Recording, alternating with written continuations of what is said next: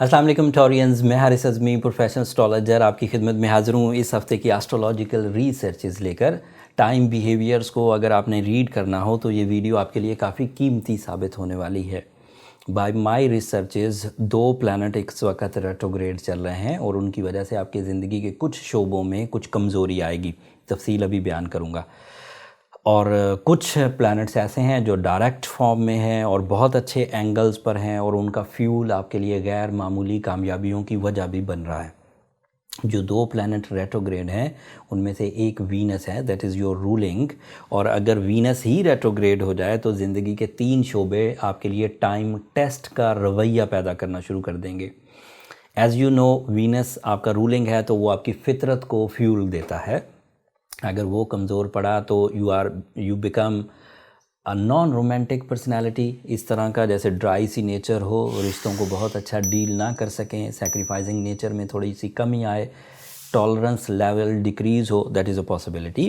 And Venus is representative for you, 6th angle का भी वो रिप्रेजेंटेटिव है, तो हेल्थ को भी वो थोड़ी कमज़ोरी ला सकता है, कुछ सेंसिटिविटीज़ ला सकता है। लेकिन वो 9th एंगल पर इस वक्त रेट्रोग्रेड है, तो 9th एंगल का मतलब ये है कि आपको अपने सीनियर्स के साथ ताल्लुकात खुद फोर्सफुली अच्छे रखने की कोशिश करनी चाहिए, चाहे उसके लिए आपको बैकफुट पर रहने की ही ज़रूरत हो। ये ऑलरेडी रेट्रोग्रेड चल रहा है 19 तारीख से, और इस हफ्ते भी रेट्रोग्रेड रहेगा और अगले 2 हफ्ते भी रेट्रोग्रेड रहेगा। इसने 28 जनवरी को जाके डायरेक्ट होना है। तब तक आपको अपनी अवेलेबल रिसोर्सेज पर ही डिपेंड करते हुए अपने जज्बात को प्लेजेंट रखने की कोशिश करनी पड़ेगी। दूसरा जो प्लैनेट है रेट्रोग्रेड होगा वो 14 फरवरी को मरकरी रेट्रोग्रेड होगा। This is new one and ये इस हफ्ते आएगा सामने। ये हफ्ता वैसे भी 7 तारीख से 15 तारीख तक का है। मरकरी अगर रेट्रोग्रेड हुआ तो 3 कमियां ये लाएगा। एक तो ये आपके 10th हाउस में रेट्रोग्रेड हो रहा है। 10th हाउस में ये काफ़ी प्रोडक्टिव था, जिसकी वजह से आपको जॉब में इंक्रीमेंट्स एक्सपेक्टेड थे, जिसकी वजह से आप जॉब स्विच कर सकते थे, जिसकी वजह से आप मल्टीटास्किंग कर सकते थे, एग्ज़ाम्स दे सकते थे, हायर एजुकेशनल के एक्टिविटीज़ हायर एजुकेशनल एक्टिविटीज़ या इंटरनेशनल एजुकेशनल फैसिलिटीज़ से आप फ़ायदा उठा सकते थे। बट अब वो थोड़ी डंप होंगी, या तो स्टिल हो जाएंगी या रिवर्स होंगी। दूसरे जो उसके 2 नुकसान हैं कॉमन, वो आपके 2nd हाउस का रिप्रेजेंटेटिव है। मरकरी जब भी अच्छी फॉर्म में होगा आपके माल और असबाब बढ़ते हैं, और 2nd हाउस के रिप्रेजेंटेटिव होने की वजह से आपके लिए इनहेरिटेंस या पार्टनरशिप्स या फिर बिग प्रॉफिट्स या इन्वेस्टमेंट सडन गेंस ये एक्सपेक्टेड होती हैं। अब उसकी रेट्रोग्रेशन 14 जनवरी से शुरू होगी और 3 फरवरी तक चलेगी। इस असना में आपको इन्वेस्टमेंट्स बहुत ज़्यादा फ़ायदा नहीं देंगी, स्पेशली जो लोग डेली इन्वेस्टमेंट्स और डेली प्रॉफिट्स लेते हैं, लाइक स्टॉक एक्सचेंज, लाइक वो जो जर्नल मार्केट ट्रेडिंग्स होती हैं, उनमें थोड़ी कमी रहेगी। लेकिन जो लोग लॉन्ग टर्म इन्वेस्टमेंट्स करते हैं, जैसे प्लॉट ख़रीद के कई महीनों बाद बेचना होता है, कुछ सालों बाद बेचना होता है, या फिर अगली नस्ल के लिए आप रखते हैं, उनमें कोई प्रॉब्लम नहीं आएगी। ये शॉर्ट टर्म इन्वेस्टमेंट्स के लिए थोड़ा ट्रबल करेगा। मरकरी का जो तीसरा फैक्टर है रेट्रोग्रेशन की वजह से जो कमज़ोर हो सकता है वो है आपकी डील मेकिंग एंड आपकी love life. It is also representative of your 5th angle, जहाँ पर डील मेकिंग, जब आप कोई नज़रिया 14 तारीख से पहले लोगों के सामने पेश करेंगे तो वो मुत्तफ़िक होने के ज़्यादा चांसेस हैं। लोग आपसे फ्रैंक हो जाएंगे, आपकी बात मानेंगे, अप्रिशिएट करेंगे। और 14 के बाद जब वो रेट्रोग्रेड होगा तो आप जब बात कर रहे होंगे वो हार्शली डील करेंगे, वो तोहमत लगाएंगे, वो लैग पुल करेंगे। This is a combination between the mentalities. 13 तारीख से पहले आप अट्रैक्ट कर रहे होंगे लोगों को, एंड 13 तारीख के बाद वो अट्रैक्शंस में कमी आएगी, तो आप उन्हें अट्रैक्ट नहीं कर पाएंगे, उनको आपकी बातों में उज़र नज़र आएंगे, उनको आपकी बातों में कंप्लेंट्स नज़र आएंगी।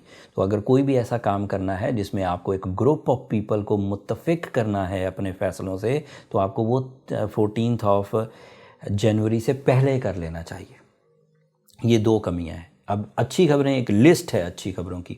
इन 2 कमियों को भी दूर किया जा सकता है। Being a Taurean, if you wear a emerald, a ruby, emerald को उर्दू में ज़मुरद कहते हैं। अक्सर लोग कमेंट में जिक्र करते हैं कि उर्दू में नाम बता दिया करें।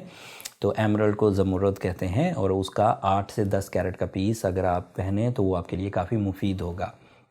एंड सूरज शम्स पढ़ना इसके साथ एक स्पिरिचुअल टाइप का बेनिफिट देगा, जिससे खैर और बरकत आ जाएगी। साइंटिफिकली भी हम फुलफ़िल कर जाएंगे चीज़ों को, एंड स्पिरिचुअली भी अगर फुलफ़िल कर जाएं तो ये दोनों मामले at the same time resolve हो जाएंगे। और इस सेम टाइम रिजॉल्व होने से ना सिर्फ ये दोनों कॉम्प्लिकेशन, वीनस की आपके रूलिंग प्लैनेट की एंड मरकरी की जो आपके माइंड का प्लैनेट है, इनकी कॉम्प्लिकेशन रिपेयर हो जाएंगी, बल्कि जो आगे 2022 में कॉम्प्लिकेटेड टाइम जून के बाद शुरू होने वाला है, वो भी इसी रेमेडी से through out the year cover हो जाएगा। लेकिन अगर कोई टॉरस बहुत ही सेंसिटिव है, रिसोर्सेज भी नहीं है, करेज भी उसकी बहुत डाउन हो गई है, लव लाइफ में भी वो गैर मुस्तहकम है, सेहत भी उसका साथ नहीं दे रही, तो फिर उसे पर्सनल कैलकुलेशंस की तरफ जाना चाहिए। ये जो जनरल रेमेडीज़ हैं ये फिर इनफ साबित नहीं होंगी उसके लिए। जनरल रेमेडीज़ एक एवरेज सलूशन है। एवरेज सलूशन एवरेज मामलात को हल कर देता है, बट सीवियर सिचुएशन के लिए इससे जो बड़े स्टेप्स हैं ट्रीटमेंट के, उनकी तरफ जाना पड़ता है। उसके लिए ये नंबर नीचे चलते रहते हैं, आप इन पर रब्ता करके अपने लिए टाइम ले सकते हैं, बट वो फ्री फोरम नहीं है टॉरियंस, होपफुली आप अंडरस्टैंड करेंगे। अब बहुत तेज़ी से जो अच्छी खबरें हैं मैं वो बयान कर दूँ। आपके यहाँ सन इस वक्त 9th एंगल पर है। This is an ideal position. जो मरकरी की कमज़ोरी, मरकरी की रेट्रोग्रेशन जो 14 तारीख को शुरू होगी, उसकी कॉम्प्लिकेशन या सिवियरिटीज़ को बहुत हद तक सूरज 9th एंगल पर रहते हुए रिकवर कर देगा। जो करेज आपकी डाउन होनी है मरकरी की वजह से, जो माइंड स्टैमिना आपका डाउन होना है मरकरी की रेट्रोग्रेशन की वजह से, जो कंसंट्रेशन में कमी आनी है, वो सूरज पूरी कर देगा। सो मरकरी की रेट्रोग्रेशन बहुत तंग नहीं करेगी आपको। दूसरा, आपके लिए मार्स आपके 7th एंगल पर है और वो 7th एंगल का ही रिप्रेजेंटेटिव है। This is an productive angle, जहाँ पर आपके लिए काफ़ी कामयाबियाँ हैं और उसकी वजह से आपको एक गोल्डन सीज़न मुयस्सर रहेगा, जो किसी हद तक आपके ज़ख्मों पर मरहम रखेगा इंशाल्लाह। सो ये दो प्लैनेट अच्छे हैं। चांद जो है ये तो अक्सर ही मूव होता रहता है, इसलिए उसकी मैं रिपोर्ट आपके सामने नहीं रख रहा। जुपिटर आपके 11th एंगल पर है, सैटर्न आपके 10th एंगल पर है। ये काफ़ी बड़ी कामयाबियों के लिए जो बिग फ्यूल्स चाहिए होते हैं, लक फैक्टर, कानूनी फेवर्स, आपका चीज़ों को समझना, आपके अंदर का discipline, sudden gain abilities, lucky elements, ये सब आपको long term planet Saturn and Jupiter से मिल रहे हैं and you are going good. अगर सिर्फ जुपिटर ही फेवर कर दे, अगर सिर्फ सैटर्न ही फेवर कर दे तो ही काफ़ी होता है, जबकि आपके पास सन की फेवर भी मौजूद है और मार्स की फेवर भी मौजूद है। बट आपने इमोशनल साइड को वीनस की वजह से एंड माइंड स्किल्स को मरकरी की रेट्रोग्रेशन की वजह से आपको थोड़ा सा कंट्रोल करके चलना होगा। और रही सही कसर एमरल्ड या रूबी पूरी कर देगा सूरज शम्स के साथ। सूरज शम्स पढ़नी हो तो 5 दफ़ा एक दिन में पढ़नी चाहिए आपको। ये एक ओवरव्यू था इस वीक के लिए, और ये एक सीजनल डैमेज है। ये दोनों जो प्लैनेट्स इस वक्त रेट्रोग्रेड हैं, ये सिर्फ और सिर्फ 21-22 दिन के लिए रेट्रोग्रेड हैं। सो डोंट यू वरी, ये 20-22 दिन में अपना इम्पैक्ट छोड़ेंगे। अगर आप अपने आप को स्ट्रॉन्ग रखते हैं, अपनी कम्युनिकेशन स्किल्स को बहुत अच्छे अंदाज से लेकर चलते हैं, अपनी माइंड एबिलिटीज़ को फ्रेश एंड क्लियर रखते हैं, तो मुझे लगता है कोई डैमेज नहीं आएगा। बट सेंसिटिव टॉरियंस का क्या कहना, वो बहार सीज़न में भी, वो किसी शायर ने कहा था किस्मत में कैद लिखी थी फसलें बहार में।